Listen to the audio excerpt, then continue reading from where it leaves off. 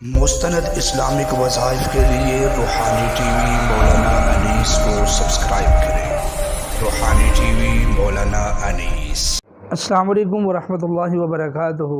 आज का जो वजीफ़ा है वो इंशाअल्लाह इंतहाई मुजर्रब है और ये नाजायज़ ताल्लुक़ात को ख़त्म करने के लिए, जायज़ अदावत और दुश्मनी डालने के लिए। मिसाल के तौर पर एक लड़के और लड़की का नाजायज़ ताल्लुक़ है तो वालिदैन ये चाहते हैं कि इनका ताल्लुक़ ख़त्म हो, या बीवी चाहती है कि उसके शोहर का नाजायज़ ताल्लुक़ ख़त्म हो, या शोहर चाहता है कि बीवी का नाजायज़ ताल्लुक़ ख़त्म हो। यानी जितने भी नाजायज़ ताल्लुक़ात हैं उनको ख़त्म करने के लिए और जायज़ अदावत के लिए सिर्फ़ 5 दिन का ये वजीफ़ा है।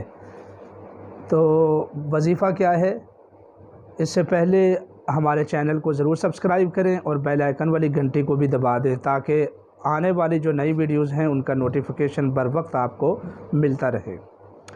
अब आते हैं वजीफ़े की तरफ। दुरूद पाक और दुरूद इब्राहीमी।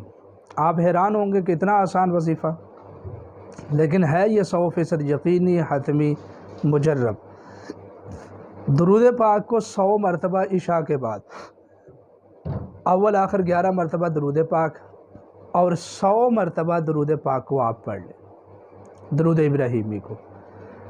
तसव्वुर पुख्ता रखें, इशा की नमाज के बाद बैठकर करें। इंशाअल्लाहुल अज़ीज़ 5 दिन का वजीफ़ा करते ही नाजायज़ जो ताल्लुक़ात हैं वो अदावत और दुश्मनी में बदल जाएंगे।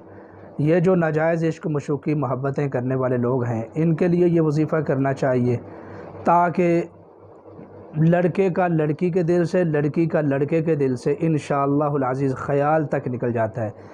लेकिन ये है जायज़ काम के लिए सिर्फ़ करना है, नाजायज़ के लिए नहीं करना, वरना ये इसका उल्टा असर होगा।